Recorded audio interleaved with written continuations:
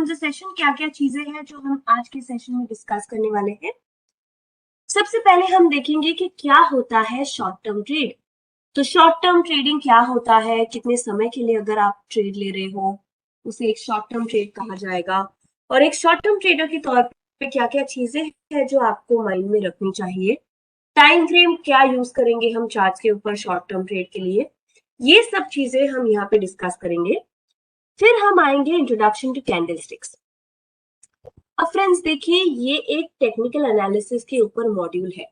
मतलब कि हम चार्ट्स को देखते हुए एक ट्रेड को आइडेंटिफाई करने की कोशिश करेंगे। मतलब कि कहाँ पे होगी आपकी एंट्री, कहाँ पे होगा स्टॉप लॉस, क्या होगा टारगेट, अगर आपने इंडिकेशन देखा चार्ट के ऊपर। तो उसके लिए कुछ टूल्स या इंडिकेटर्स हम अप्लाई करने वाले हैं चार्ट्स के ऊपर। और पहला टूल या पहली चीज जो है जो हम यूज करने वाले हैं वो है कैंडलस्टिक्स।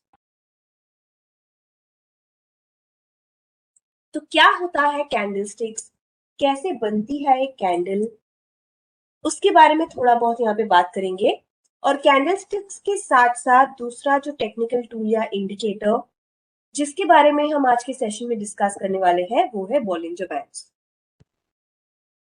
तो कैसे यूज कर सकते हैं हम बॉलिंजर बैंड्स को कैंडलस्टिक्स के साथ एक पर्टिकुलर शॉर्ट टर्म ट्रेड ढूंढने के लिए, ये हम यहाँ पे डिस्कस करेंगे। इंट्रोडक्शन टू कैंडलस्टिक्स, फिर इंट्रोडक्शन टू बॉलिंजर बैंड्स, फिर ट्रेडिंग गाइडलाइंस पे आएंगे। मतलब कि एक बार आपने एक ट्रेड इंडिकेशन देख लिया कैंडलस्टिक्स और बॉलिंजर बैंड्स को लेते हुए, कहाँ पे होगी आपकी एंट्री, क्या होगा स्टॉप लॉस और क्या होगा टारगेट। तो एंट्री, स्टॉप लॉस, टारगेट हम ये सेक्शन में डिस्कस करेंगे। जिसके बाद हम बहुत ही जरूरी टॉपिक जो कि है मनी मैनेजमेंट पे आएंगे। तो क्या होता है मनी मैनेजमेंट और क्या गाइडलाइंस है जो हम सजेस्ट करते हैं कि आप फॉलो करो एक ट्रेड को ढूंढने के लिए मनी मैनेजमेंट के तौर पे, हम वो यहाँ पे डिस्कस करेंगे। और एंड ऑफ द ट्रेनिंग में एक क्विक रिकैप कर लेंगे जो जो भी हमने ये सेशन में डिस्कस किया है, ताकि ये आपके माइंड में फ्रेश रहे और आप आगे जाके एक पर्टिकुलर शॉर्ट टर्म ट्रेड देख पाओ।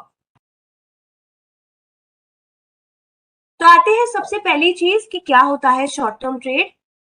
शॉर्ट टर्म ट्रेड जैसे कि नाम ही बताता है, तो अगर आप ट्रेड एक दिन पे लेते हो, मान लीजिए कि आप ट्रेड आज ले रहे हो इस व्यू, इस एक्सपेक्टेशन के साथ कि टारगेट्स आज के आज अचीव ना होके शायद एक दिन से ज्यादा हो सकता है कि 8 से 10 दिन तक भी लगे आपको टारगेट्स अचीव होने के लिए, उसे शॉर्ट टर्म ट्रेड कहा जाता है।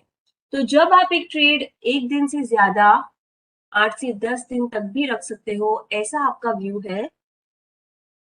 आपका व्यू ये है कि जब आप ट्रेड में एंटर ही करते हो आपको लगता है कि टारगेट आज नहीं अचीव होगा, एक दिन से ज्यादा लग सकता है, हो सकता है 8 से 10 दिन भी लग जाए टारगेट्स को अचीव होने के लिए, उसे शॉर्ट टर्म ट्रेड कहा जाता है। अब एक शॉर्ट टर्म ट्रेडर के तौर पे अगर मैं टाइम फ्रेम की बात करूं, देखिए आपके व्यू के हिसाब से आप चार्ट्स के ऊपर एक स्पेसिफिक टाइम फ्रेम सिलेक्ट करते हैं। मतलब कि एक इंट्राडे ट्रेडर जिसका व्यू ये है, जब वो ट्रेड में एंटर करता है उसको लगता है कि टारगेट उसी के उसी दिन पे मार्केट क्लोज होने से पहले ही उसके टारगेट्स अचीव हो जाएंगे। ये एक इंट्राडे ट्रेडर का व्यू है और इस वजह से चार्ट्स के ऊपर भी वो थोड़ा सा छोटा टाइम फ्रेम यूज करेगा, जैसे कि 15 मिनट या 5 मिनट का चार्ट। शॉर्ट टर्म ट्रेडर का व्यू हमने ऑलरेडी बता दिया कि वो एक दिन से ज्यादा 8 से 10 दिन तक भी रख सकता है अपने ट्रेड्स को, अपनी पोजीशन को। शॉर्ट टर्म ट्रेडर के पास इंट्राडे ट्रेडर के कंपैरिजन में थोड़ा ज्यादा समय है और इस वजह से टाइम फ्रेम जो वो यूज करेगा चार्ट्स के ऊपर वो भी थोड़ा बढ़कर होगा। मतलब कि हो सकता है कि वो एक अर्ली चार्ट या डेली चार्ट यूज करे ट्रेड्स को आइडेंटिफाई करने के लिए। फ्रेंड्स आज के सेशन में हम ज्यादातर आर्ली मतलब कि 60 मिनट्स चार्ट यूज करेंगे।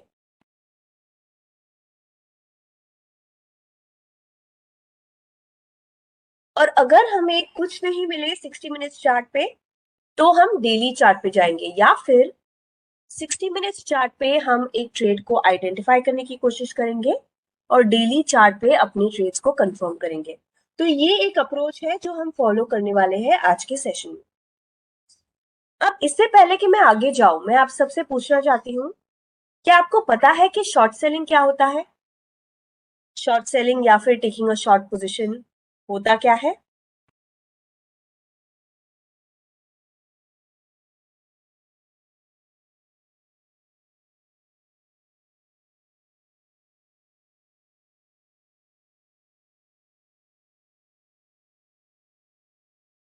Yes, no?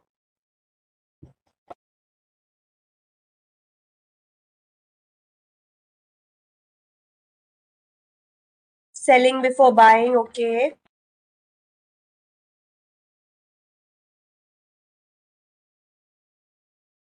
That's completely correct. तो जब आपको लगता है, मान लीजिए एक स्क्रिप्ट का प्राइस है 200 रुपए, और मुझे लगता है कि ये स्क्रिप्ट की प्राइस जाने वाले हैं नीचे। मुझे लगता है कि ये 190 होने वाला है बस कुछ ही समय में। उसे कहा जाता है short cell.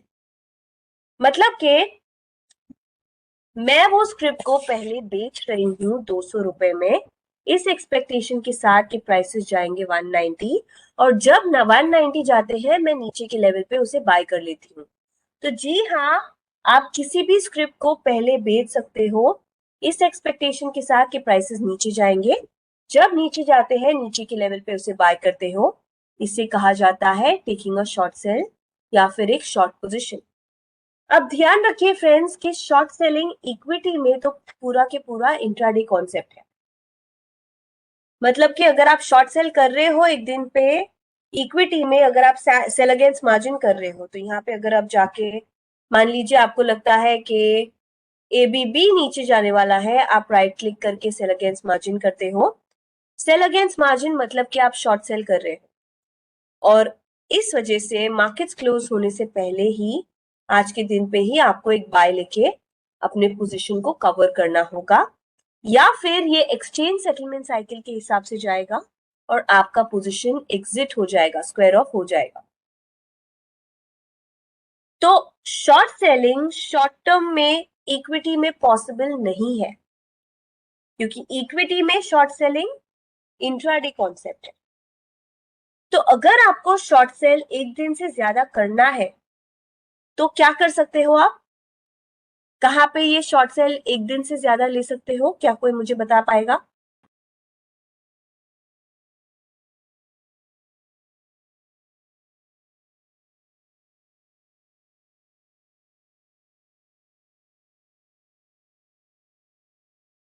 Futures, that's completely correct.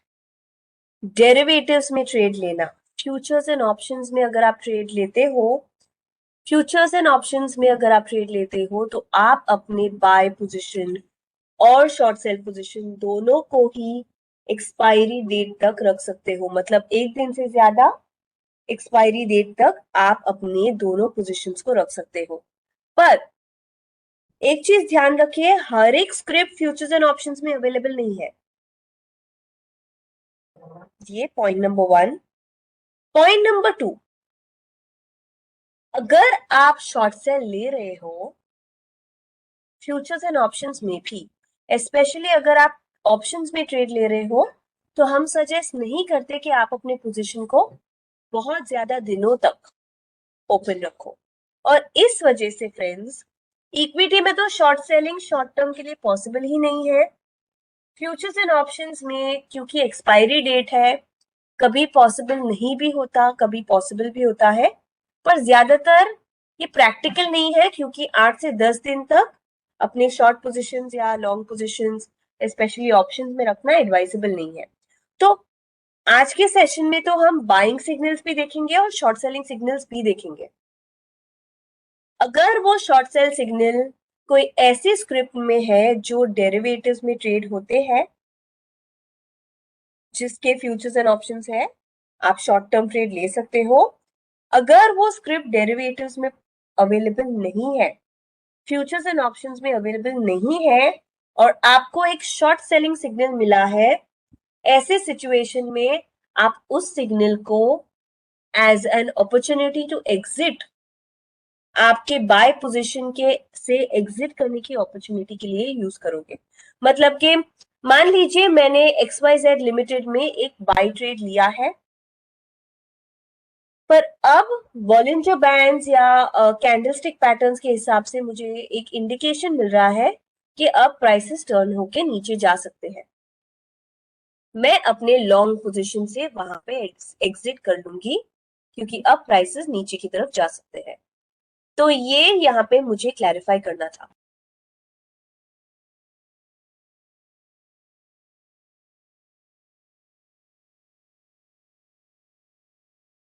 अब आते हैं इंट्रोडक्शन टू कैंडलस्टिक्स पे।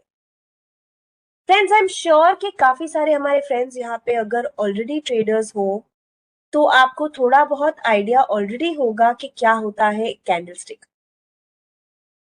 इनफैक्ट जब भी मैं चार्ट ओपन करती हूँ, लाइन चार्ट ओपन करती हूँ या कोई भी दूसरा चार्ट ओपन करती हूँ, यूजुअली लोग मुझे ये कहते हैं कि फातिमा कैंडलस्टिक्स यूज कर सकते हैं क्या, क्योंकि ये कैंडलस्टिक्स जो है वो बहुत ज्यादा पॉपुलर है। पर हो सकता है कि कुछ हमारे फ्रेंड्स यहाँ पे इससे बहुत ज्यादा नए भी हो। तो चलिए थोड़ा बहुत 10-15 मिनट लेके एक इंट्रोडक्शन ले लेते हैं कैंडलस्टिक्स में। फिर हम कैंडलस्टिक्स पैटर्न पे भी आएंगे और देखेंगे कि बॉलिंजर बैंड्स को कैंडलस्टिक्स के साथ कैसे यूज कर सकते हैं एक शॉर्ट टर्म ट्रेड आइडेंटिफाई करने के लिए। तो आते हैं introduction to candlesticks. Anatomy of a candle. Friends, candlesticks को जापानीज कैंडलस्टिक्स भी कहा जाता है, क्योंकि ये जो कैंडलस्टिक्स है वो जापान में इंट्रोड्यूस किए गए थे और उस समय पे काफी सारे ट्रेड्स लिए गए थे इन कैंडलस्टिक पैटर्न्स को यूज करते हुए। और ऑलमोस्ट ऑल ट्रेड्स, सारे के सारे ट्रेड्स प्रॉफिटेबल ट्रेड्स थे। उस समय पे भी ये कैंडलस्टिक्स काम किए और आज तक काफी सारे लोग इन कैंडलस्टिक पैटर्न्स को यूज करते हैं, या तो एक ट्रेड को आइडेंटिफाई करने के लिए या फिर अपने ट्रेड्स को कंफर्म करने के लिए। और इस वजह से हम भी आज के सेशन में इन कैंडलस्टिक्स को यूज करने की कोशिश करने वाले हैं। तो हम देखने वाले हैं कि हम कैसे यूज कर सकते हैं इन कैंडलस्टिक पैटर्न्स को हमारे शॉर्ट टर्म ट्रेड्स के लिए। तो चलिए देखते हैं कि कैंडल कैसा दिखता है और कैसे बनता है एक कैंडल। तो ऐसा कुछ दिखता है कैंडल। एक कैंडल बनता है 4 प्राइसेस से, ओपन, हाई, लो और क्लोज। कैंडल 4 प्राइसेस से बनता है, open price, highest price, lowest price और क्लोज प्राइस।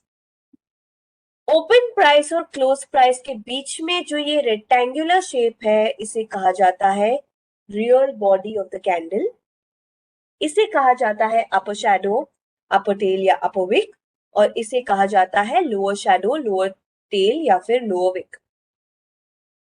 एक और बार रिपीट करती हूँ, ओपन प्राइस और क्लोज प्राइस के बीच में ये रेक्टेंगुलर शेप जो है इसे कहा जाता है real body of the candle.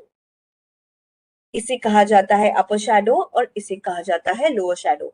तो बेसिकली सिंपल शब्दों में कहूं तो एक कैंडल आपको ओपन, हाई, लो, क्लोज बताएगा उस पर्टिकुलर टाइम फ्रेम का। तो अगर आप 60 मिनट्स चार्ट देख रहे हो तो एक कैंडल बताएगा कि उस आवर में, उस घंटों में कहाँ पे प्राइसेस ने ओपन किया, कितना ऊपर गया, कितना नीचे गया और किस लेवल पे प्राइसेस क्लोज हुए। अगर आप डेली चार्ट देख रहे हो तो क्या एक कैंडल बताएगा कि किस प्राइस पे वो स्क्रिप्ट हुआ, उस स्क्रिप्ट ओपन हुआ उस दिन पे, कितना ऊपर गया, कितना नीचे गया और किस प्राइस पे वो स्क्रिप्ट क्लोज हुआ एंड ऑफ द डे पे। तो एक कैंडल बताएगा आपको ओपन, हाई, लो, क्लोज उस टाइम पीरियड का जो आप देख रहे हो। अब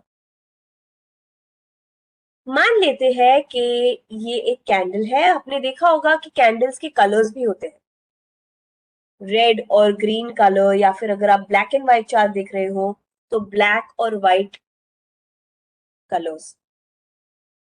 तो ये कैंडल कलर कैसे डिराइव करता है, चलिए ये समझते हैं। तो ओपन प्राइस मान लीजिए उस आर का, उस 60 मिनट्स का है 100, प्राइसेस नीचे गए ऊपर गए और क्लोज हुआ प्राइस, ये स्क्रिप्ट, ये कैंडल 110 में। ओपन प्राइस है 100, क्लोज प्राइस है 110।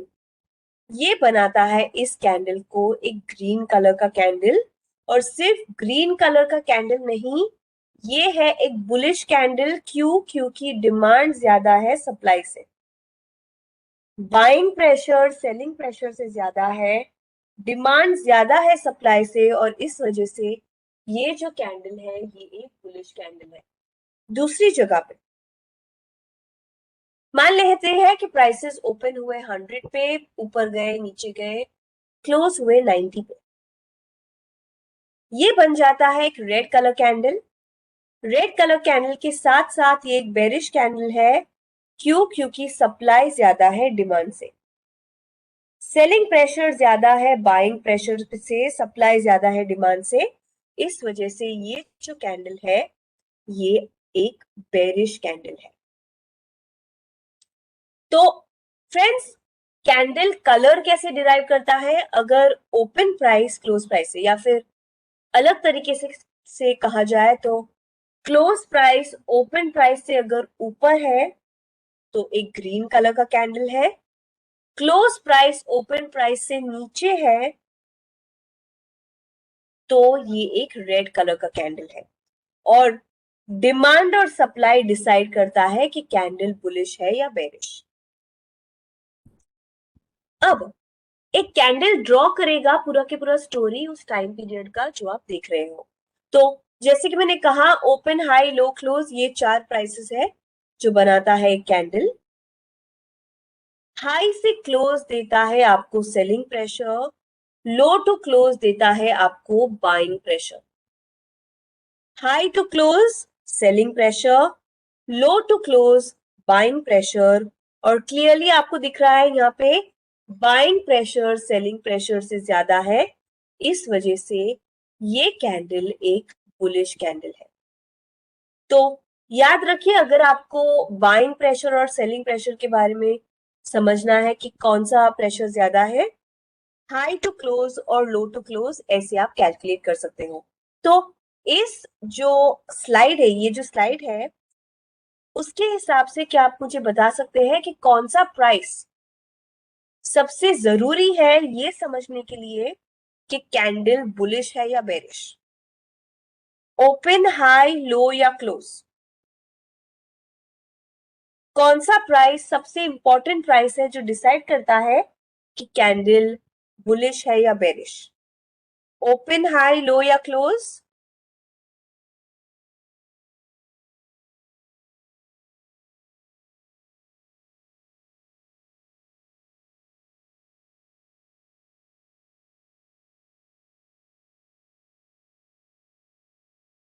Close, okay.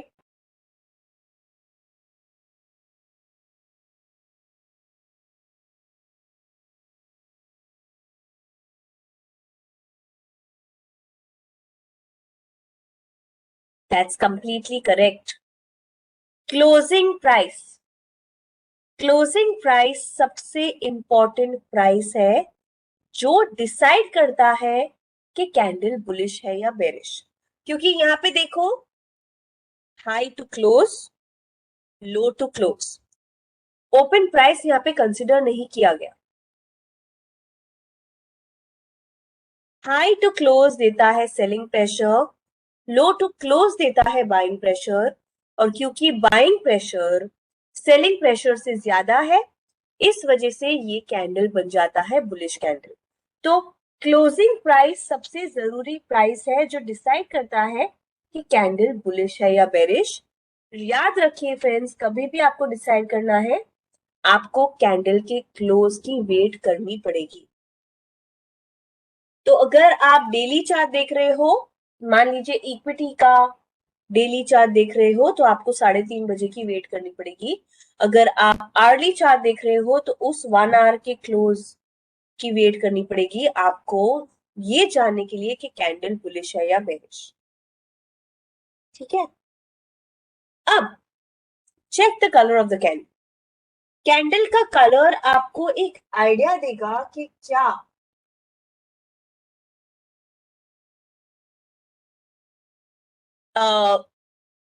क्या प्रेशर चल रहा है, क्या ज्यादा हो रहा है उस स्क्रिप्ट में। कलर कैंडल का कलर जो है वो सिर्फ एक इंडिकेशन है फ्रेंड्स, याद रखिए। ये डिसाइडिंग फैक्टर नहीं होता, ये डिसाइड नहीं करता कि कैंडल बुलिश है या बेरिश। सिर्फ और सिर्फ कलर ये नहीं डिसाइड करेगा। तो चलिए इसका मतलब क्या है मैं आपको चार्ट के ऊपर लेके जाके दिखाती हूँ, ठीक है। तो यहाँ पे मैंने एक चार्ट ओपन कर दिया है। फ्रेंड्स आप मुझे बताएंगे कि हम कौन सा टाइम फ्रेम यूज करने वाले हैं चार्ट के ऊपर शॉर्ट टर्म ट्रेड्स के लिए। हमने डिस्कस किया था स्टार्ट में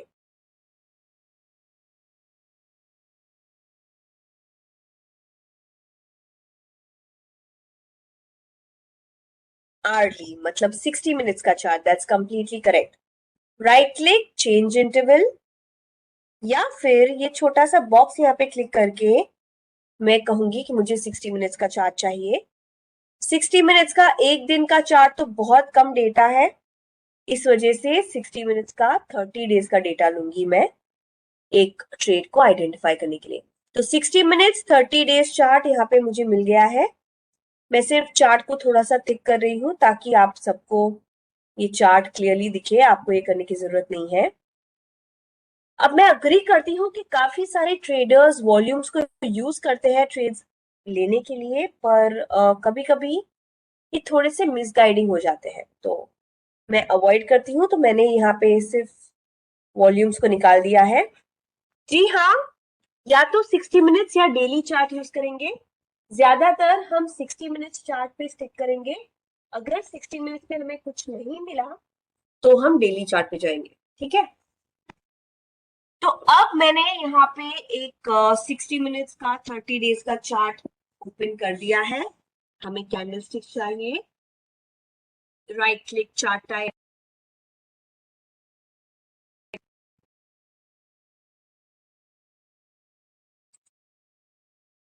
कैंडल स्टिक मिल जाएंगे, या फिर मैं सिर्फ सी प्रेस करती हूँ कीबोर्ड पे, मुझे यहाँ पे कैंडल स्टिक मिल गया। अब कलर ऑफ द कैंडल मुझे कैसे हेल्प करेगा, चलिए मैं वो बताती हूँ। तो अगर बहुत सारे ग्रीन कलर कैंडल्स हैं, जैसे कि ये आप देख रहे हो कि यहाँ पे बहुत सारे ग्रीन कलर कैंडल्स हैं, रेड कलर कैंडल्स कुछ कम है और प्राइसेस ऊपर की तरफ जा रहे हैं, ये बताएगा कि बुल्स या फिर जो बायर्स है वो कंट्रोल में है। जबकि अगर आप देखते हो कि बहुत सारे लाल कलर के कैंडल है, बहुत सारे रेड कलर के कैंडल है और प्राइसेस नीचे की तरफ जा रहे हैं, ये बताएगा कि ये जो बेरिश प्रेशर है वो काफी स्ट्रॉन्ग है। तो कलर के साथ साथ डायरेक्शन ऑफ द प्राइसेस अगर कंफर्मेशन दे तो बाइंग प्रेशर या सेलिंग प्रेशर ज्यादा है, वो आपको एक थोड़ा बहुत आइडिया मिलेगा। पर जैसे कि मैंने कहा, सिर्फ और सिर्फ कलर ये डिसाइड नहीं करता कि कैंडल बुलिश है या बेरिश, ठीक है। कैंडल का साइज भी मैटर करता है। तो अगर यहाँ पे लंबे लंबे कैंडल्स है, जैसे कि ऐसे ये लंबा रेड कैंडल है या लंबा रेड कैंडल है यहाँ पे, ये बताएगा कि ये जो डाउन ट्रेंड है वो स्ट्रॉन्ग चल रहा है। तो अगर काफी सारे लंबे लंबे कैंडल्स आपको दिख रहे हैं, ये बताएगा कि जो ट्रेंड है वो थोड़ा बहुत स्ट्रॉन्ग है। और अगर बहुत सारे छोटे छोटे कैंडल दिखे, जैसे कि ऐसे, ये बताएगा कि जो भी ट्रेंड है वो अब वीकेंड हो रहा है। तो हो सकता है कि ये स्क्रिप्ट अप ट्रेंड में भी चल रहा हो, पर ये ट्रेंड बहुत ज्यादा वीक है, ये इतना स्ट्रॉन्ग अप ट्रेंड नहीं है। तो लंबे लंबे कैंडल्स बताएगा कि जो ट्रेंड चल रहा है वो स्ट्रॉन्ग है, छोटे छोटे कैंडल्स बताएगा वीकनिंग, एक प्रायर ट्रेंड। आते हैं टेल ऑफ द टेल्स में। तो काफी सारे लोग मुझे पूछते हैं कि फातिमा अपर शैडो या लोअर शैडो उसका क्या यूज होता है। तो आपके हिसाब से मैंने यहाँ पे ओपन हाई लो क्लोज डाल दिया है, आपके हिसाब से आप मुझे बताएंगे कि ये एक बुलिश कैंडल है या बेरिश कैंडल, क्या लगता है? मैंने ओपन हाई लो क्लोज यहाँ पे आपके रेफरेंस के लिए डाल दिया है। आपके हिसाब से ये बुलिश कैंडल है या bearish candle? Bullish, okay. Bearish,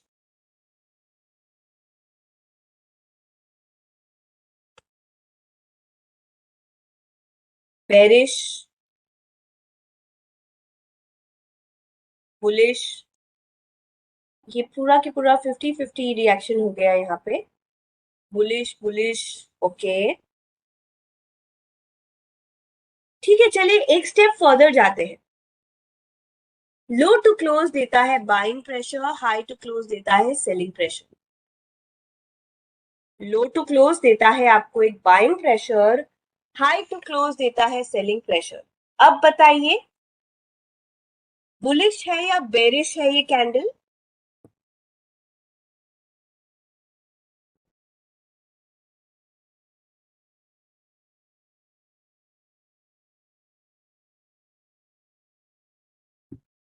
high to close selling pressure, low to close buying pressure. अब ये कैंडल बुलिश है या बेरिश?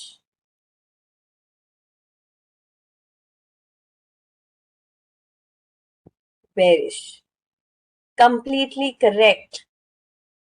ये एक बेरिश कैंडल है फ्रेंड्स। तो जैसे कि मैंने कहा था कि कलर ही डिसाइड नहीं करता कि कैंडल बुलिश है या बेरिश, आपको क्लोज ऑफ द कैंडल की वेट करनी है। देखिए मैंने यहाँ पे दिखाया था है सेलिंग प्रेशर ये कैंडल में बाइंग प्रेशर से क्लियरली ज्यादा है। सेलर्स ज्यादा प्रेशर डाल रहे हैं बायर्स के कंपैरिजन में, इस वजह से ये कैंडल जो है वो एक बेरिश कैंडल है। तो ग्रीन कलर कैंडल है उसके बावजूद ये एक बेरिश कैंडल है क्योंकि सेलिंग प्रेशर बाइंग प्रेशर से ज्यादा है। तो हर एक ग्रीन कलर का कैंडल बुलिश नहीं होता, हर एक रेड कलर का कैंडल बेरिश नहीं होता। आपको बाइंग प्रेशर और सेलिंग प्रेशर के ऊपर ध्यान देना है। ये क्लियर है सबको? सब मेरे साथ है यहाँ पे?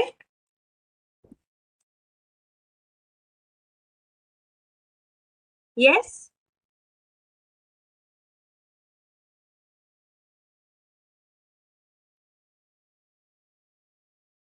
तो चलिए आगे बढ़ते हैं। अब हम देखते हैं कि क्यों कैंडलस्टिक्स, कैंडलस्टिक्स ही क्यों?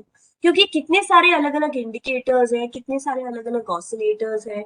अगर आप ट्रेड टाइगर पे जाते हो तो आपको कितने सारे अलग अलग इंडिकेटर्स स्टडीज में भी मिल जाएंगे।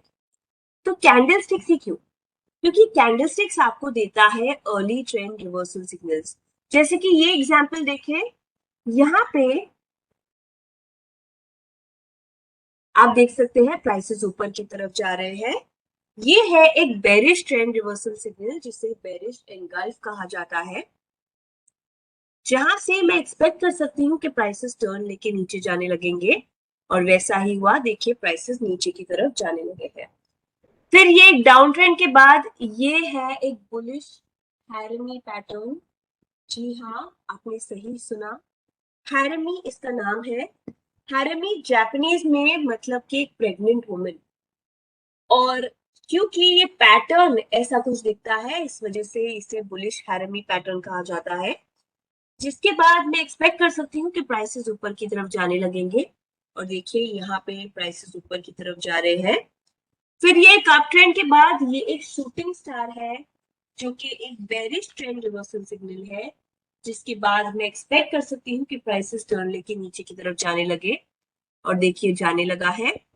ये एक बुलिश पियर्सिंग पैटर्न है डाउन ट्रेंड के बाद, जिसके बाद मैं एक्सपेक्ट कर सकती हूँ कि प्राइसेस ऊपर की तरफ जाने लगेंगे। और देखिए गए हैं, ये एक बेरिश एनगल्फ वापस एक अप ट्रेंड के बाद, जहां पे मैं एक्सपेक्ट कर सकती हूँ कि प्राइसेस नीचे की तरफ जाने लगेंगे। फ्रेंड्स, अगर आपको ये चार्ट या फिर ये पैटर्न्स अच्छे से नहीं दिख रहे हैं, डोंट वरी, मैं आपको एक्चुअल डायग्राम्स चार्ट्स के ऊपर भी जाके बता दूंगी कि कौन कौन से ये अलग अलग तरह के पैटर्न्स हैं। और आपको ये कैसे ट्रेड लेने में हेल्प करेंगे। ये चार्ट को दिखा के मैं सिर्फ इतना बताना चाहती हूँ कि जहां पे भी आपको एक बुलिश या फिर एक बेरिश ट्रेंड रिवर्सल पैटर्न दिख रहा है, आप देख सकते हो कि प्राइसेस ने टर्न लेके ठीक ठाक रिटर्न दिया है। तो कैंडलस्टिक पैटर्न्स आपको एक अर्ली ट्रेंड रिवर्सल सिग्नल्स देते हैं और इस वजह से हम कैंडलस्टिक पैटर्न्स को आज के सेशन में भी कंसिडर कर रहे हैं एक ट्रेड को आइडेंटिफाई करने के लिए। कौन कौन से पैटर्न्स है ये और कैसे दिखते हैं हम उसके बारे में डिटेल में डिस्कस करेंगे, डोंट वरी, ठीक है। अब सबसे ज्यादा जरूरी चीज क्या है यहाँ पे कि आपको एक प्रायर ट्रेंड होना बहुत ही ज्यादा जरूरी है, क्योंकि कैंडलस्टिक सिग्नल्स इफेक्टिव नहीं रहते हैं अगर एक क्लियर प्रायर ट्रेंड नहीं हो। प्लीज ध्यान रखिए कि candlestick patterns trend reversal patterns है। तो सिर्फ अगर प्राइसेस ऊपर की तरफ जा रहे हो, सॉरी, प्राइसेस अगर ऊपर की तरफ जा रहे हो उसके बाद मुझे एक कैंडलस्टिक पैटर्न मिले, उसके बाद मैं एक ट्रेंड रिवर्सल पैटर्न एक्सपेक्ट कर सकती हूँ। पर अगर प्राइसेस कंप्लीटली साइडवेज जा रहे हो, ना तो ऊपर की तरफ जा रहे हैं ना तो नीचे की तरफ जा रहे हैं, ऐसे सिचुएशन में कौन से ट्रेंड को रिवर्स करेगा ये? तो कैंडलस्टिक पैटर्न्स इफेक्टिव नहीं रहते हैं अगर उस कैंडलस्टिक पैटर्न के पहले एक क्लियर प्रायर ट्रेंड ना हो तो, ठीक है। अब ये कैंडलस्टिक पैटर्न अलग अलग टेक्निकल इंडिकेटर्स के साथ भी यूज हो सकते हैं एज अ कंफर्मेशन। तो candlestick patterns RSI single candle divergence के साथ यूज हो सकता है। कैंडलस्टिक पैटर्न्स सुपर ट्रेंड के साथ अच्छे से यूज हो सकता है, एमएसीडी के साथ यूज हो सकता है ये candlestick pattern. Candlestick pattern Bollinger bands के साथ अच्छे से यूज हो सकता है ट्रेड को आइडेंटिफाई करने के लिए। तो ये जो कैंडलस्टिक पैटर्न्स है ये कोई भी दूसरे टेक्निकल इंडिकेटर के साथ यूज हो सकते हैं एक ट्रेड को कंफर्म करने के लिए। जैसे कि मैंने कहा आज के सेशन में फ्रेंड्स हम कैंडलस्टिक पैटर्न्स को बॉलिंजर बैंड्स के साथ कंबाइन करने वाले हैं एक ट्रेड सिग्नल को ढूंढने के लिए।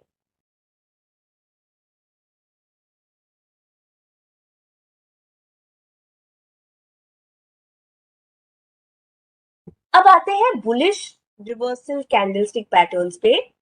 फ्रेंड्स मैं इसी के साथ साथ उनके बेरिश काउंटरपार्ट्स भी दिखा दूंगी। तो ये जो बुलिश कैंडलस्टिक पैटर्न्स है वैसे ही उल्टे बेरिश कैंडलस्टिक पैटर्न्स होते हैं, दोनों ही मैं आपको बता दूंगी ये सेशन में, उसकी फिक्र करने की जरूरत नहीं है। सबसे पहला और सबसे पॉपुलर जो कैंडलस्टिक पैटर्न है वो है हैमर। अब फ्रेंड्स क्योंकि ये बुलिश रिवर्सल कैंडलस्टिक पैटर्न्स है, ध्यान रखिए ये पैटर्न के पहले एक क्लियर डाउन ट्रेंड होना जरूरी है। सबसे पहली चीज, अगर प्राइसेस नीचे की तरफ जा रहे हैं उसके बाद अगर आपको ऐसा कोई पैटर्न दिखे, इसे कहा जाता है हैमर, उसके बाद ही मैं एक्सपेक्ट कर सकती हूँ कि प्राइसेस टर्न लेके ऊपर की तरफ जा सकते हैं। तो ये है हैमर और इसे अच्छा नाम दिया गया है हैमर क्योंकि ये एक्चुअली एक हैमर, एक हथौड़े जैसा दिखता है। ये छोटा सा बॉडी ऊपर और लंबा लोअर हैंडल जैसे आप देख सकते हो, इसे एक हैमर कहा जाता है। एक कंप्लीट डाउन ट्रेंड के बाद अगर आप ये हैमर देखते हो आप एक्सपेक्ट कर सकते हो कि प्राइसेस वहां से टर्न लेके ऊपर जाने लगेंगे। अब एक आइडियल बुकिश हैमर का अपर शैडो होता नहीं है। आइडियल बुकिश हैमर, अगर एकदम आइडियल प्रॉपर हैमर अगर आप देखो, उसका अपर शैडो नहीं होता, उसका सिर्फ एक लंबा लोअर शैडो होता है, एक हैंडल जैसा होता है। पर यहाँ पे मैंने एग्जाम्पल ऐसे हैमर्स के लिए है जहाँ पे छोटा सा अपर शैडो है। क्यों? क्योंकि एक्चुअली अगर मैं प्रैक्टिकलिटी में देखूं, यूज के तौर पे देखूं, चार्ट के ऊपर देखूं, तो अगर छोटा सा अपर शेडो भी है, उसे भी हम कंसिडर कर सकते हैं एज अ हैमर, और उसे भी यूज कर सकते हैं एक ट्रेट को आइडेंटिफाई करने के लिए। तो इस वजह से मैंने ऐसे एग्जाम्पल्स यहाँ पे लिए हैं।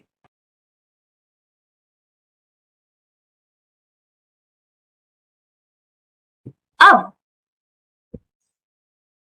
ये पहला हैमर है, चलिए मैं उसका बेरिश काउंटर पार्ट भी आपको बता देती हूँ। अब डाउन ट्रेंड के बाद ऐसा दिखने वाला एक सॉरी, जस्ट एक मिनट दीजिएगा। एक डाउन ट्रेंड के बाद ऐसा दिखने वाला कैंडल, इसे हैमर कहा जाता है, जिसके बाद मैं एक्सपेक्ट कर सकती हूँ कि प्राइसेस ऊपर की तरफ जा सकते हैं। जबकि अगर यही पैटर्न एक अप ट्रेंड के बाद आता है, यही पैटर्न एक अप ट्रेंड के बाद अकर होता है, इसे कहा जाता है हैंगिंग मैन, जो एक बेरिश ट्रेंड रिवर्सल सिग्नल है, जिसके बाद मैं एक्सपेक्ट कर सकती हूँ कि प्राइसेस नीचे की तरफ जा सकते हैं। तो ये पैटर्न डाउन ट्रेंड के बाद हैमर, जिसके बाद प्राइसेस ऊपर की तरफ जा सकते हैं, यही पैटर्न एक अप ट्रेंड के बाद हैंगिंग मैन इसे कहा जाता है, जिसके बाद मैं एक्सपेक्ट कर सकती हूँ कि प्राइसेस नीचे की तरफ जा सकते हैं। दूसरी जगह पे इसका एग्जैक्ट उल्टा, ये एक इन्वर्टेड हैमर की तरह दिखता है।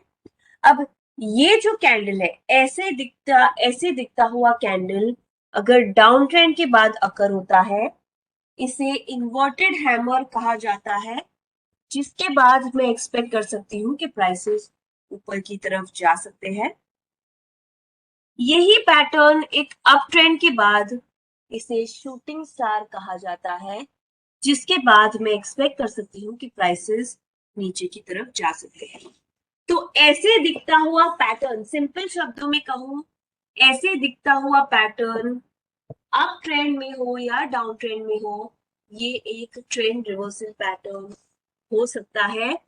इसमें से अगर मैं आपको क्लियरली कहूं, हैमर जो है और शूटिंग स्टार जो है, ये स्ट्रॉन्गर ट्रेंड रिवर्सल पैटर्न्स है। हैंगिंग मैन और इन्वर्टेड हैमर उतनी स्ट्रॉन्ग रिवर्सल पैटर्न्स नहीं है जितने के हैमर या शूटिंग स्टार, पर ये भी ट्रेंड रिवर्सल पैटर्न्स है, जिसके बाद मैं एक प्राइस ट्रेंड रिवर्सल एक्सपेक्ट कर सकती हूँ।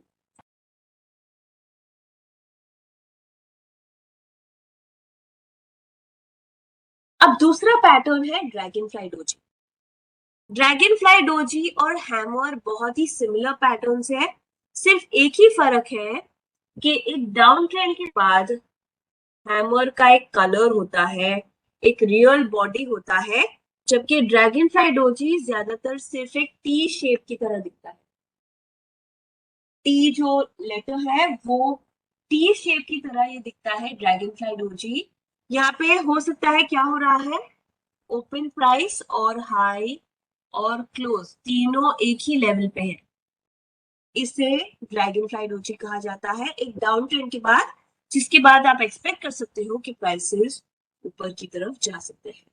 तो ये है एक ड्रैगन फ्लाई डोजी।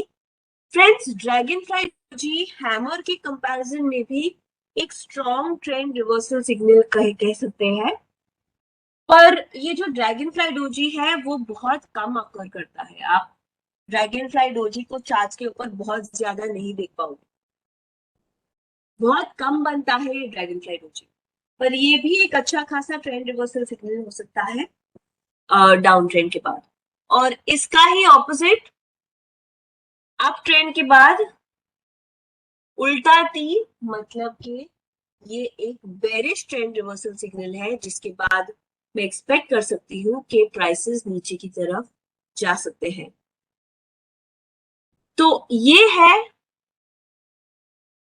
कुछ पैटर्न्स। और फ्रेंड्स, या अप ट्रेंड के बाद उल्टा टी, इसे ग्रेव स्टोन डोजी कहा जाता है, सिर्फ आपकी जानकारी के लिए बता रही हूँ। अप ट्रेंड के बाद उल्टा दिखने वाला टी, इसके बाद मैं एक्सपेक्ट कर सकती हूँ कि प्राइसेस नीचे की तरफ जाने लगेंगे। ये शूटिंग स्टार के आसपास थोड़ा बहुत दिखेगा, इसे ग्रेवस्टोन डोजी कहा जाता है। तो ड्रैगन फ्लाई डोजी का ऑपोजिट ग्रेवस्टोन डोजी। अब आते हैं तीसरे पॉपुलर पैटर्न पे, जो कि है पियर्सिंग लाइन या पियर्सिंग पैटर्न। ये टू कैंडलस्टिक पैटर्न है, इसमें दो कैंडल्स इन्वॉल्व होते हैं, जहां पे पहला कैंडल होना चाहिए एक रेड कलर कैंडल, दूसरा कैंडल होना चाहिए एक ग्रीन कलर कैंडल। और वैसे ही है एक बुलिश एनगल्फिंग पैटर्न, ये भी दो कैंडल से बना हुआ एक पैटर्न है, जहां पे पहला कैंडल होना चाहिए रेड कलर कैंडल, दूसरा होना चाहिए एक green colour candle. Piercing pattern को समझते हैं पहले। तो एक डाउन ट्रेंड के बाद लाल कलर का कैंडल बताता है कि ये डाउन ट्रेंड जो है ये कंफर्म हो रहा है, ये कंटिन्यू कर रहा है। उसके बाद अगले दिन पे क्या होता है कि प्राइसेस नीचे ही खुलते हैं। अभी भी यही बता रहा है कि ये जो डाउन ट्रेंड है अभी भी कंटिन्यू हो रहा है, पर बायर्स आते हैं और प्रेशर डालते हैं प्राइसेस के ऊपर इतना कि जो ग्रीन कलर कैंडल का बॉडी है वो रेड कलर कैंडल के आधे से ज्यादा बॉडी को कवर कर लेता है। ग्रीन कलर कैंडल का बॉडी रेड कलर के कैंडल के बॉडी को आधे से ज्यादा कवर कर रहा है, इसे कहा जाता है पियर्सिंग लाइन या फिर एक पियर्सिंग पैटर्न। तो बुलिश एनगल्फिंग क्या हुआ? बुलिश एनगल्फिंग थोड़ा सा ही इससे डिफरेंट है। यहां तक सब कुछ सेम रहता है कि डाउन ट्रेंड के बाद एक रेड कलर का कैंडल बताता है कि डाउन ट्रेंड कंटिन्यू हो रहा है। उसके बाद प्राइसेस नीचे ओपन ओपन होते हैं, बताता है कि डाउन ट्रेंड अभी भी कंटिन्यू कर रहा है, पर बायर्स आ जाते हैं और इतना ज्यादा प्रेशर डालते हैं कि ये जो ग्रीन कलर कैंडल का बॉडी है वो रेड कलर कैंडल के बॉडी को पूरे के पूरा इनगल्फ कर लेता है, पूरा की पूरा ओवर शैडो कर लेता है, जैसे कि यहाँ पे आपको दिख रहा है। इसे कहा जाता है बुलिश इनगल्फिंग पैटर्न। तो पियर्सिंग पैटर्न रेड कलर के कैंडल को आधे से ज्यादा कवर करेगा, bullish engulfing pattern red colour के कैंडल को पूरे की पूरा कवर कर लेगा। ये है पियर्सिंग पैटर्न और बुलिश एनगल्फिंग पैटर्न। मैंने एक और पैटर्न के बारे में जिक्र की थी, बुलिश हैरमी पैटर्न। उसमें क्या होता है, यहां तक सेम, डाउन ट्रेंड के बाद रेड कलर कैंडल बताता है कि डाउन ट्रेंड कंटिन्यू कर रहा है। नेक्स्ट डे पे प्राइसेस ये क्लोज के ऊपर ओपन होते हैं और यही कैंडल के अंदर अंदर ही बंद हो जाते हैं। तो ग्रीन कलर के कैंडल रेड कलर के कैंडल के अंदर अंदर ही बंद हो जाता है, इसे कहा जाता है bullish harami pattern. Down trend के बाद एक्सपेक्ट कर सकती हूँ कि प्राइसेस ऊपर की तरफ जाने लगेंगे। अब इसके बेरिश काउंटर पार्ट्स, तो ये जो अप ट्रेंड है उसके बाद एक ही मिनट दीजिएगा,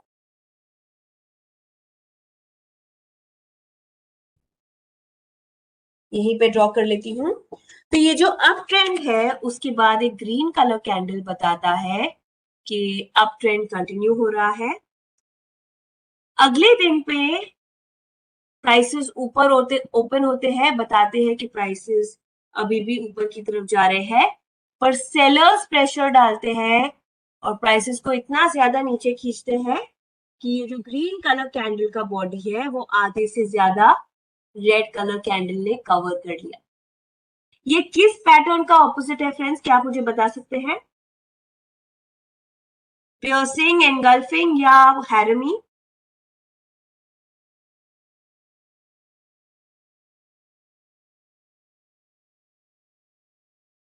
ग्रीन कलर का कैंडल आधे से ज्यादा कवर हो चुका है रेड कलर के कैंडल से। ये कौन से पैटर्न का ऑपोजिट है? पियर्सिंग का ऑपोजिट है, दैट्स कंप्लीटली करेक्ट। तो ये है पियर्सिंग का ऑपोजिट, जिसे कहा जाता है डार्क क्लाउड कवर, जिसके बाद मैं एक्सपेक्ट कर सकती हूँ कि प्राइसेस नीचे की तरफ जाने लगेंगे। बुलिश एनगल्फिंग का ऑपोजिट बेरिश एनगल्फिंग है, जहां पे ये कैंडल, जो रेड कलर कैंडल है, वो ग्रीन कलर के कैंडल को पूरा के पूरा एनगल्फ कर लेता है। रेड कलर का कैंडल ग्रीन कलर के कैंडल को पूरा एनगल्फ करता है, पूरा के पूरा कवर कर लेता है। इसे कहा जाता है बेरिश एनगल्फिंग पैटर्न। और तीसरा है बेरिश हैरमी पैटर्न। तो अप ट्रेंड के बाद रेड कलर कैंडल बताता है, सॉरी, अप ट्रेंड के बाद ग्रीन कलर कैंडल है, रेड कलर कैंडल अंदर ओपन होता है और अंदर के अंदर ही क्लोज हो जाता है। ये है एक बेरिश हैरमी पैटर्न, जिसके बाद प्राइसेस नीचे की तरफ जा सकते हैं। फ्रेंड्स, हम आपको कुछ ट्रेनिंग मटेरियल भेजने वाले हैं आपके रजिस्टर्ड ईमेल आईडी पे, जहां पे ये सारे पैटर्न जिसके बारे में बात कर रही हूँ वो सब के सब वहां पे मौजूद होंगे। आप उससे रिवीजन कर सकते हो। सेशन के एंड में मैं ये भी बता दूंगी कि आपको इस सब का रिकॉर्डिंग कहाँ पे मिलेगी। तो अगर आपको फ्यूचर रेफरेंस के लिए ये सेशन का रिकॉर्डिंग देखना है तो वो भी आपको कहाँ पे मिलेगा, वो भी मैं आपको बता दूंगी। उसकी भी फिक्र करने की जरूरत नहीं है।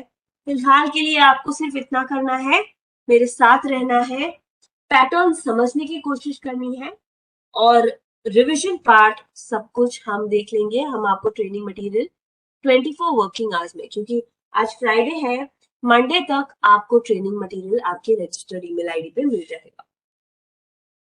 Sounds good? सब मेरे साथ हैं यहाँ तक?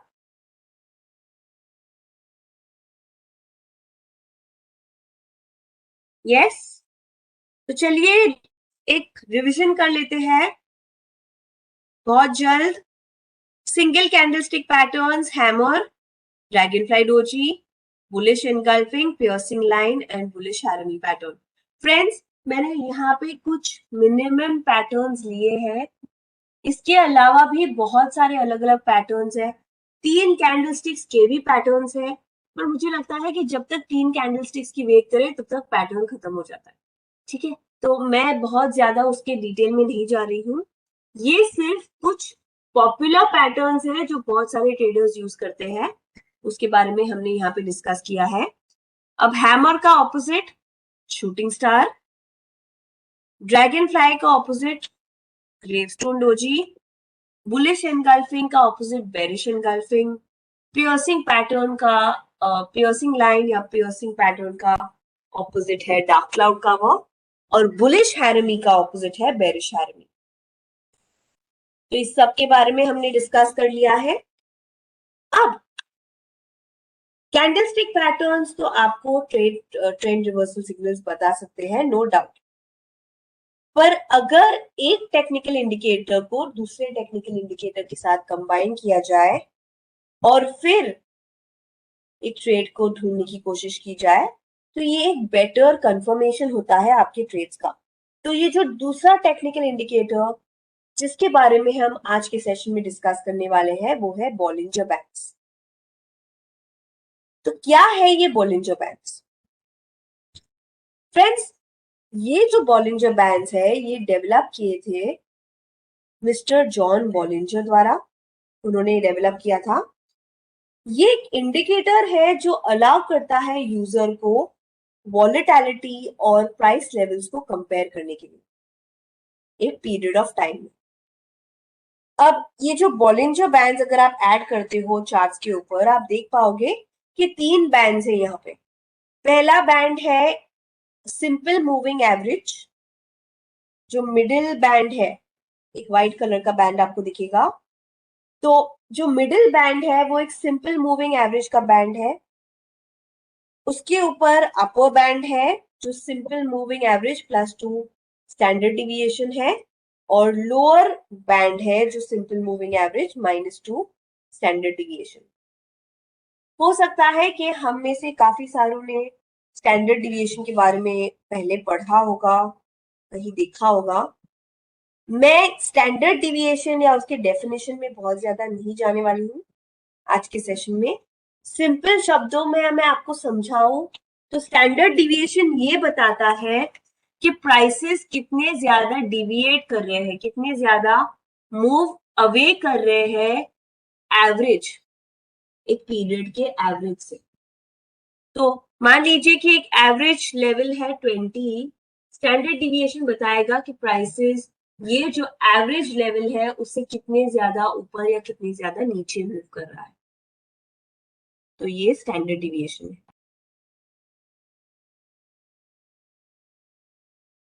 अब ये बॉलिंजर बैंड्स को यूज कैसे किया जाए, तो कैरेक्टरिस्टिक्स के बारे में बात करूं तो ज्यादातर ये अज्यूम किया गया है कि ये जो प्राइसेस है वो बॉलिंजर बैंड्स के बीच में ही ज्यादातर मूव करेंगे। मतलब कि prices are suppose to move, ideally prices upper Bollinger और लोअर बॉलिंजर बैंड के बीच में ही कहीं ना कहीं मूव करने चाहिए।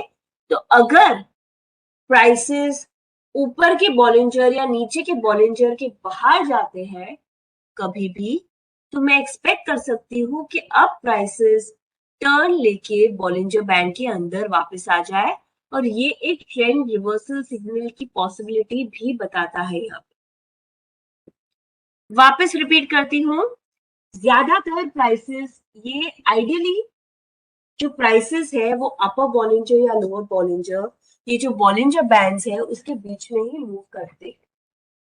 तो अगर कभी भी प्राइसेस कोई भी ऊपर के या नीचे के बॉलिंजर बैंड्स के बाहर जाते हैं, तो मैं एक्सपेक्ट कर सकती हूँ कि प्राइसेस टर्न लेके वापस बॉलिंजर बैंड के अंदर आ जाए, और इस वजह से ये एक ट्रेंड रिवर्सल सिग्नल भी हो सकता है। तो अगर मैं बॉलिंजर बैंड को, चलिए पहले चार्ट के ऊपर बॉलिंजर बैंड को ऐड करके दिखाती हूँ आपको। Right click, study, add study, या फिर ये स्टडी ड्रॉप डाउन में जाती हूँ, ऑल स्टडीज, बैंड बॉलिंजर यहाँ पे दिख रहा है, या फिर एस और बी क्लिक करूं कीबोर्ड पे, बॉलिंजर बैंड मिल रहा है।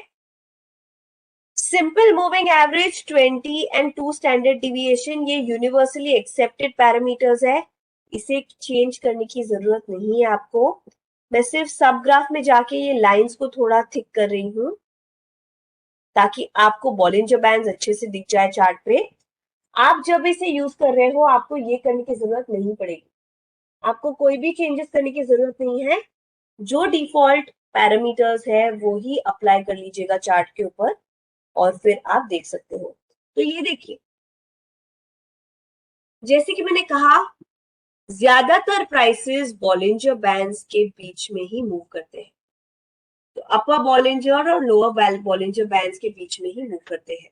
तो अगर कभी भी प्राइसेस बॉलिंजर बैंड के बाहर जाते हैं, जैसे कि यहाँ पे अगर प्राइसेस कभी भी बॉलिंजर बैंड के बाहर जाते हैं, तो मैं एक्सपेक्ट कर सकती हूँ कि यहाँ से प्राइसेस टर्न लेके वापस बॉलिंजर बैंड के अंदर आ जाए, और वही हुआ। प्राइसेस बॉलिंजर बैंड के बाहर तो गए, टर्न लेके वापस अंदर आ गए, पर काफी टाइम। अब एक चीज, दूसरी चीज आपको ध्यान रखनी है कि देखिए, बॉलिंजर बैंड्स भी स्टैग्नेंट नहीं है, मतलब प्राइसेस के साथ साथ बॉलिंजर बैंड्स भी मूव करते हैं। तो जैसे कि यहाँ पे आप देख पा रहे हो, यहाँ पे प्राइसेस बॉलिंजर बैंड के बाहर गए हैं, और क्योंकि प्राइसेस अपर बॉलिंजर बैंड के बाहर गए हैं, मैं एक्सपेक्ट कर सकती हूँ कि प्राइसेस वापस बॉलिंजर बैंड के अंदर आ जाए। ओके, यहाँ पे अगर आप देखो, प्राइसेस बॉलिंजर बैंड के अंदर तो आए हैं, पर यहाँ पे ट्रेंड रिवर्सल नहीं हुआ, क्योंकि क्या हो रहा है यहाँ पे, बॉलिंजर बैंड ही और ज्यादा ऊपर जा रहे हैं, और इस वजह से प्राइसेस बॉलिंजर बैंड के अंदर आ गए। तो आइडियली अगर बॉलिंजर बैंड की डेफिनेशन से देखा जाए तो अगर प्राइसेस बॉलिंजर बैंड के बाहर आते हैं वो वापस टर्न लेके बॉलिंजर बैंड के अंदर आ जाएंगे। पहला टारगेट होगा ये एवरेज लाइन और दूसरा टारगेट होगा लोअर बॉलिंजर। यहाँ पे तो दोनों ही टारगेट्स अचीव हो गए हैं पर बहुत ज्यादा प्राइसेस नीचे नहीं गए हैं, बॉलिंजर बैंड राइज हुए हैं और इस वजह से बॉलिंजर बैंड की ये सिग्नल को हम कैंडलस्टिक पैटर्न्स के साथ जोड़ सकते हैं एक ट्रेंड रिवर्सल को आइडेंटिफाई करने के लिए।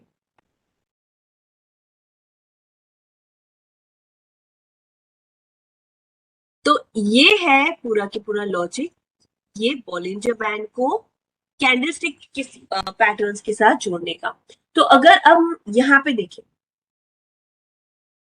प्राइसेस ऊपर की तरफ जा रहे हैं,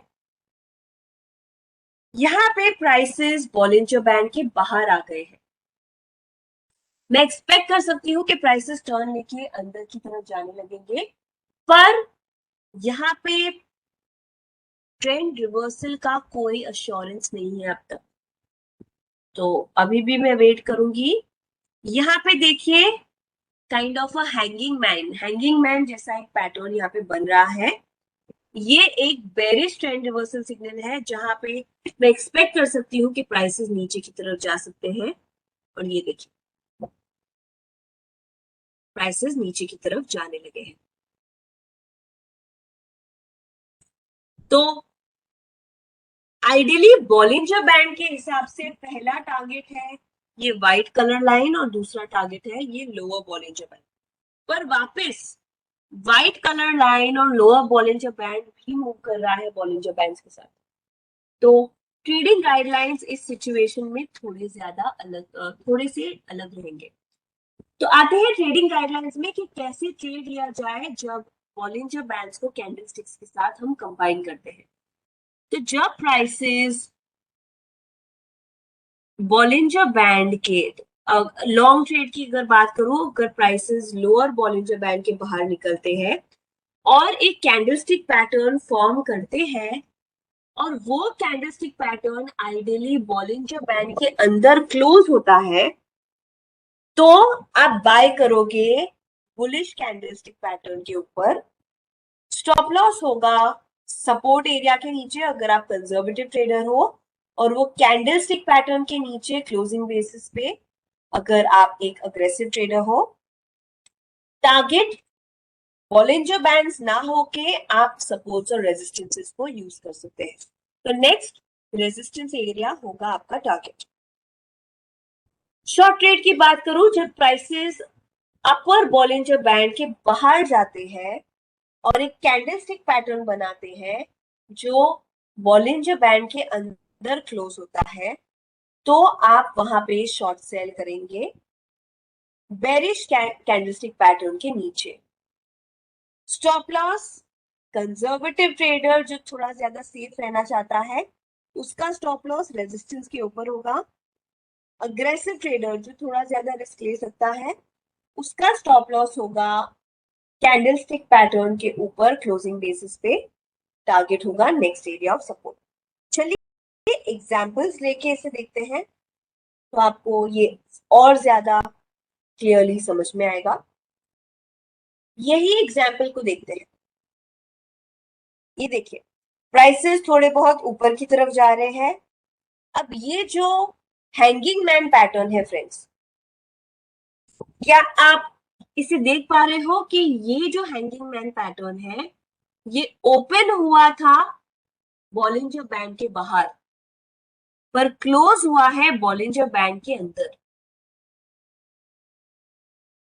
अग्रेसिव ट्रेडर के तौर पे कहूं तो एंट्री होगी ये कैंडल के लो के नीचे, स्टॉप लॉस होगा यही कैंडल के हाई के ऊपर पर क्लोजिंग बेसिस में, क्योंकि कैंडलस्टिक पैटर्न में सबसे ज्यादा इंपॉर्टेंस क्लोजिंग प्राइस को दिया गया है तो स्टॉप लॉस भी क्लोजिंग बेसिस पे होना चाहिए और एंट्री के नीचे व्हाइट कैंडल को या व्हाइट लाइन को ध्यान ना देते हुए प्राइसेस नीचे गए हैं, यहां से टर्न लेके ऊपर की तरफ जाने लगे हैं, ये होगा आपका फर्स्ट सपोर्ट एरिया जो कि है आपका टारगेट। एक और बार रिपीट करूंगी, एंट्री ये कैंडल स्टिक के नीचे होगी, स्टॉप लॉस यही कैंडल के ऊपर होगा, और ये एंट्री पॉइंट के नीचे प्राइसेस नीचे गए हैं, टर्न लेके ऊपर जाने लगे हैं, ये सपोर्ट एरिया। फ्रेंड्स, अगर आप सपोर्ट और रेजिस्टेंस में काफी ज्यादा नए हो, मैं आपको ये भी बता दूंगी कि आपको छोटा सा रिकॉर्डिंग सपोर्ट और रेजिस्टेंस के रिगार्डिंग कहाँ पे मिलेगा, तो उसकी भी फिक्र करने की जरूरत नहीं है।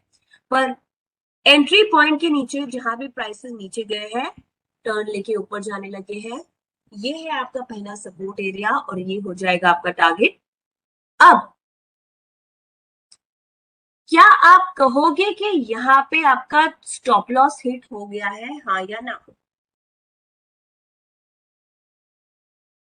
यहाँ पे क्या आपका स्टॉप लॉस हिट हो गया है, हाँ या ना?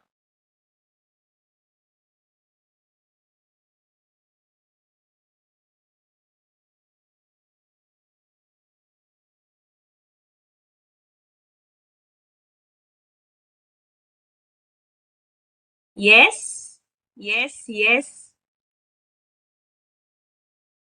ऑलराइट, मैं ना कहूंगी। क्यों?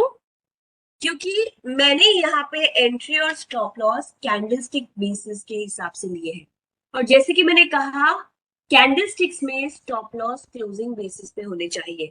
मतलब कि अगर प्राइसेस स्टॉप लॉस लेवल के ऊपर बंद हुए, ये एक शॉर्ट सेल ट्रेड है, ऑफ कोर्स शायद ई स्टॉक फ्यूचर्स एंड ऑप्शन में ना भी हो, तो मैं सिर्फ दिखा रही हूँ कि कैसे होगी, कैसे होगा आपका ट्रेड। पर अगर ये कैंडल स्टॉप लॉस लेवल के ऊपर बंद होता, ये देखिए ये है क्लोजिंग प्राइस, यहाँ पे ओपन हुआ था पर प्राइसेस नीचे जाके एंट्री दिए हैं। इनफैक्ट अगर एंट्री मिलने के बाद कोई भी कैंडल स्टॉप लॉस लेवल के ऊपर बंद होता है, क्लोज होता है, सिर्फ तभी ही मैं कहूंगी कि स्टॉप लॉस हिट हुआ है। अगर प्राइसेस स्टॉप लॉस लेवल के ऊपर गया पर वापस टर्न लेके नीचे बंद आया है, तो मैं कहूंगी कि स्टॉप लॉस हिट नहीं हुआ है। इसका मतलब ये है कि stop loss on closing basis, candlestick pattern में स्टॉप लॉस क्लोजिंग बेसिस पे होने चाहिए। मतलब कि एंट्री मिलने के बाद अगर कोई भी कैंडल स्टॉप लॉस लेवल के ऊपर या बाय ट्रेड में स्टॉप लॉस लेवल के नीचे क्लोज होता है, सिर्फ तभी ही मैं कहूंगी कि स्टॉप लॉस हिट हुआ है और नेक्स्ट दिन पे मैं, और या फिर नेक्स्ट कैंडल पे मैं एग्जिट करूंगी। यहाँ पे प्राइसेस स्टॉप लॉस लेवल को टच किए हैं, स्टॉप लॉस लेवल के ऊपर गए हैं, नो डाउट, पर टर्न लेके स्टॉप लॉस लेवल के नीचे बंद हुए हैं। तो प्राइसेस ने यहाँ पे स्टॉप लॉस हिट नहीं किया है क्लोजिंग बेसिस पे, और इस वजह से ये ट्रेड अभी भी वैलिड है। तो अगर आपने ऑफ कोर्स ब्रैकेट ऑर्डर डाला होता तो स्टॉप लॉस हिट हो गया होता, पर स्टॉप लॉस क्योंकि क्लोजिंग बेसिस पे होना चाहिए, यहाँ पे स्टॉप लॉस हिट नहीं हुआ है, प्राइसेस नीचे गए हैं, और देखिए अच्छे से टारगेट्स अचीव हो गए हैं। और अगर आपको थोड़ा सा कंजर्वेटिव रहना है, थोड़ा सा सेफ रहना है, तो आप स्टॉप लॉस ये कैंडल के ऊपर ना रखते हुए इमीडिएट रेजिस्टेंस के ऊपर रख सकते हैं, तो हाईएस्ट हाई, हाईएस्ट क्लोज। पर उस सिचुएशन में आपको रिस्क रिवॉर्ड नहीं मिलेगा। ठीक है, लॉन्ग ट्रेड का चलिए कोई एग्जांपल लेते हैं। तो अगर आपको स्कैन करना है ट्रेड्स को, तो फ्रेंड्स आप ये चार्ट बुक में प्री डिफाइंड मार्केट वॉच में बिग ट्रेड लिस्ट ले सकते हैं। बिग ट्रेड लिस्ट के जो स्क्रिप्ट्स है उसमें ठीक ठाक वॉल्यूम्स होते हैं, वॉलेटिलिटी होती है ट्रेड्स लेने के लिए, तो ऐसे करके आप स्कैन कर सकते हो स्टॉक्स को। ये जो चार्ट बुक ऑप्शन है वो बहुत ज्यादा अच्छा हो सकता है काफी सारे ट्रेडर्स के लिए। तो वापस ये बुक की जैसे दिखता हुआ आइकन, उसके ऊपर क्लिक करके अगर मैं प्री डिफाइंड मार्केट में जाती हूँ, ये देखिए बिग ट्रेड लिस्ट या big trade plus list, scroll करती हूँ, आप देख पाओगे। तो पहली चीज आपको ये देखनी है कि क्या कोई भी स्क्रिप्ट बॉलिंजर बैंड के बाहर निकल रहे हैं या नहीं। अगर बॉलिंजर बैंड के बाहर जा रहे हैं, क्या कैंडलस्टिक पैटर्न बना रहा है। अब यहाँ पे अगर मैं देख, ये देखिए थोड़ा बहुत ठीक ठाक डाउन ट्रेंड चल रहा है। ये एक रेड कलर कैंडल, अगले दिन का ग्रीन कलर कैंडल नीचे ओपन हुआ और ये रेड कलर कैंडल के बॉडी को पूरा के पूरा एंगल्फ कर लिया। ये है एक बुलिश एंगल्फिंग पैटर्न। देखिए पैटर्न ओपन हुआ, ये बॉलिंजर लोअर बॉलिंजर बैंड के बाहर और क्लोज हुआ लोअर बॉलिंजर बैंड के अंदर। तो आइडियली एंट्री होनी चाहिए ये कैंडल के हाई के ऊपर, स्टॉप लॉस होगा ये कैंडल के लो के नीचे क्लोजिंग बेसिस पे या फिर सपोर्ट एरिया के नीचे, और टारगेट एंट्री के ऊपर जहां पे प्राइसेस ऊपर गए हैं टर्न लेके नीचे आने लगे, ये हो जाता है आपका टारगेट। अब ये देखिए, अगर ये इंडिकेशन मिलने के बाद अगर आपको अगले 3 से 4 कैंडल में एंट्री ना मिले तो आप ट्रेड लेना अवॉइड करेंगे। तो ये देखिए 1 2 3 4 5 6 7 8, अगले 8 कैंडल में भी मुझे एंट्री नहीं मिली है, तो शायद ये सिग्नल अब काम ना करे, मैं इसे अवॉइड करूंगी। अब मैंने अगर एंट्री ये कैंडल के हाई के ऊपर रखी होती तो शायद मेरा एंट्री ट्रिगर हो गया होता। तो बहुत जरूरी पॉइंट यहाँ पे मैं कहती हूं, एंट्री ये कैंडल के हाई के ऊपर, स्टॉप लॉस ये कैंडल के लो के नीचे। क्यों?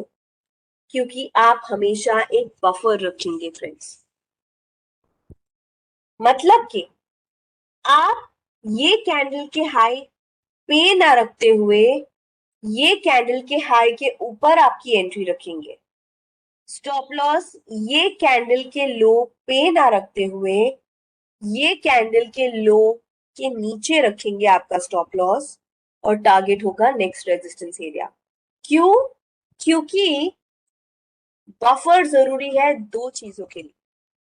पहली चीज तो ये कंफर्म करते हैं आपके ट्रेड्स को, और दूसरी चीज ये प्रोटेक्ट करेगा आपको मार्केट की वॉलेटिलिटी से।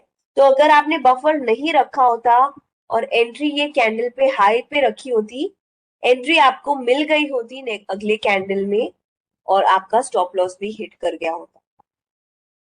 तो बफर रखना बहुत ही ज्यादा जरूरी है फ्रेंड्स।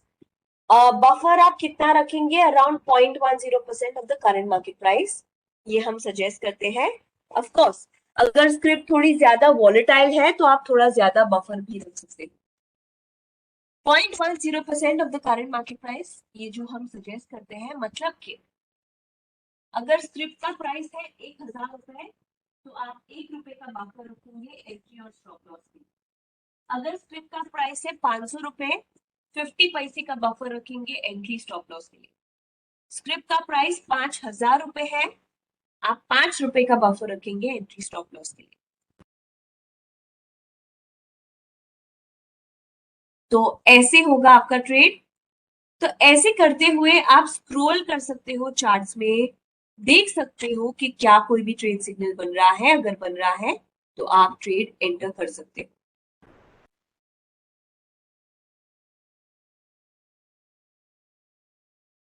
तो यहाँ पे भी प्राइसेस बॉलिंजर बैंड के बाहर गए थे, देखिए उसके बाद भी प्राइसेस ऊपर की तरफ जा रहे हैं क्योंकि कोई भी ऐसा कैंडलस्टिक पैटर्न अब तक बना नहीं है। तो ऐसे ऐसे करके आपको आपके ट्रेड्स स्कैन करने हैं और देखना है कि कोई भी स्क्रिप्ट बॉलिंजर बैंड, सबसे पहली चीज देखना है क्या वो स्क्रिप्ट बॉलिंजर बैंड के बाहर जा रहा है। अब यहाँ पे देखिए ये स्क्रिप्ट में प्राइसेस नीचे की तरफ कंप्लीट डाउन ट्रेंड में चल रहे थे, जिसके बाद यहाँ पे ये जो कैंडल है ये बॉलिंजर बैंड के बाहर ओपन हुआ और उसके अंदर क्लोज हुआ। क्या आप मुझे बता सकते हैं कि ये कौन सा कैंडलस्टिक पैटर्न है?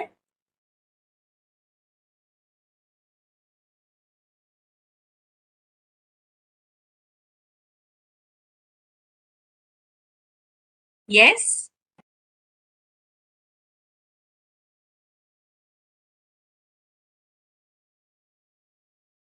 एग्जैक्टली, ये एक हैमर है जिसके बाद मैं एक्सपेक्ट कर सकती हूँ कि प्राइसेस ऊपर की तरफ जाने लगेंगे। ये देखिए, राइट।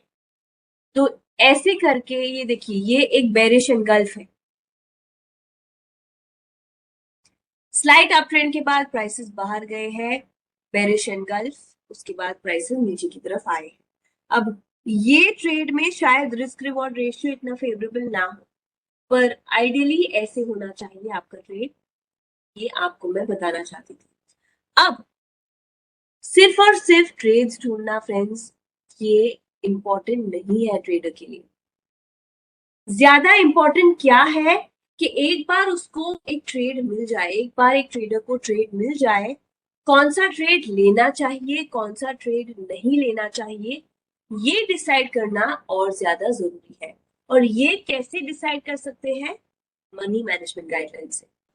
तो अगर यहाँ पे कोई भी ट्रेडर हो तो आपको डेफिनेटली थोड़ा बहुत आइडिया होगा कि जब एक ट्रेड में एंटर करते हैं आप, जब एक एंट्री लेते हैं ट्रेड में, तो कुछ इमोशंस टेक ओवर कर लेते हैं, और ये इमोशंस है होप, फियर और ग्रीड। लालच, डर, ये सारे इमोशंस टेक ओवर करते हैं। अगर आपका ट्रेड स्टॉप लॉस के आसपास आ रहा हो, तो डर लगता है कि क्या मैं अपने पैसा लूज कर लूंगा, और मैं अपना स्टॉप लॉस रिवाइज करती हूँ। अगर मेरा ट्रेड टारगेट को अचीव करने के आसपास आ रहा है, तो ग्रीड, लालच आती है कि अरे, ये स्क्रिप्ट तो बहुत अच्छा जा रहा है, अब मैं अपना टारगेट थोड़ा सा ज्यादा ऊपर रखती हूँ। ये गलत है। और इस वजह से फ्रेंड्स, डिसिप्लिन मेंटेन करना कोई भी ट्रेडर के लिए उतना ही ज्यादा जरूरी है। इनफैक्ट और भी ज्यादा जरूरी है, सिर्फ ट्रेड्स को आइडेंटिफाई करना नहीं। इस वजह से आते हैं मनी मैनेजमेंट पे।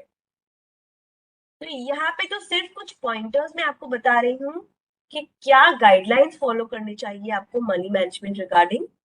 फ्रेंड्स, अगर आपको इसके रिगार्डिंग डिटेल में जानना है, थोड़ा बहुत और जानना है, मैं आपको बता दूंगी कि आपको इसके रिगार्डिंग रिकॉर्डिंग कहाँ पे मिलेगी।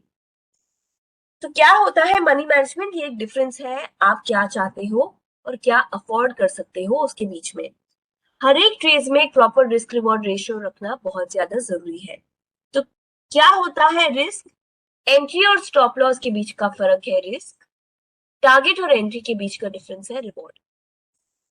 अब फ्रेंड्स, प्लीज ध्यान रखिए, हर एक प्रोफेशनल ट्रेडर और हम भी यही सजेस्ट करते हैं कि सिर्फ वही ट्रेड्स में एंट्री लीजिए जहां पे रिस्क रिवॉर्ड एटलीस्ट 1:2 है। अगर रिस्क रिवॉर्ड उससे कम है, आप ट्रेड लेना अवॉइड करेंगे। ये पॉइंट नंबर 1 है। Point number 2, position size.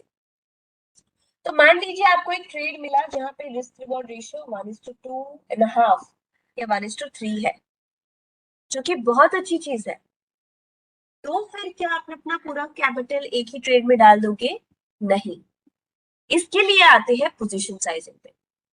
तो क्या होता है पोजीशन साइजिंग? ये डिफाइन करेगा आपका ट्रेड साइज कितना है। हर एक ट्रेड के लिए एक कैलकुलेटेड रिस्क और कैलकुलेटेड इन्वेस्टमेंट होना जरूरी है। पॉइंट नंबर 1, आप कोई भी ट्रेड में अपने टोटल कैपिटल के 15% से ज्यादा नहीं डालेंगे। तो मान लेते हैं कि आपके पास 1 लाख रुपए है ट्रेड लेने के लिए, आप 15,000 से ज्यादा एक ट्रेड में नहीं डालेंगे। ये point number 1। Point number 2, capital risk. हर एक ट्रेड में आपके टोटल कैपिटल के 1% से ज्यादा आपको रिस्क नहीं लेना है। अगर आपके पास 1 लाख रुपए है, हर एक ट्रेड में 1,000 से ज्यादा आपको रिस्क नहीं लेना है। फ्रेंड्स, अगर आप एक अग्रेसिव ट्रेडर हो, आपको ठीक है कि आप थोड़ा ज्यादा रिस्क ले सकते हो, तो आप यूज ऑफ कैपिटल 20 और कैपिटल रिस्क 2% रख सकते हो, पर उससे ज्यादा ना जाए। इसके लिए हम आपको ये फाइल भेजने वाले हैं, जो कि है पोजीशन साइजिंग फाइल। तो मान लीजिए आपके पास 1 लाख रुपए है ट्रेड लेने के लिए, आपको 1 या 2% से ज्यादा रिस्क नहीं लेना है। चलिए 2 लिखती हूँ यहाँ पे। रिस्क रिवॉर्ड रेशियो 1:2 और 15 या 20% से ज्यादा एक ट्रेड में नहीं डालना है। फिर आप अपनी ट्रेड डिटेल्स डालेंगे यहाँ पे। तो मान लीजिए एंट्री है 400, स्टॉप लॉस है 390, टारगेट है 420। ये बताएगा कि रिस्क रिवॉर्ड रेशियो फेवरेबल है, आप 50 शेयर्स के साथ ट्रेड कर सकते हैं। पर मान लीजिए मेरा टारगेट था 418, ये फाइल बताएगी कि रिस्क रिवॉर्ड रेशियो फेवरेबल नहीं है,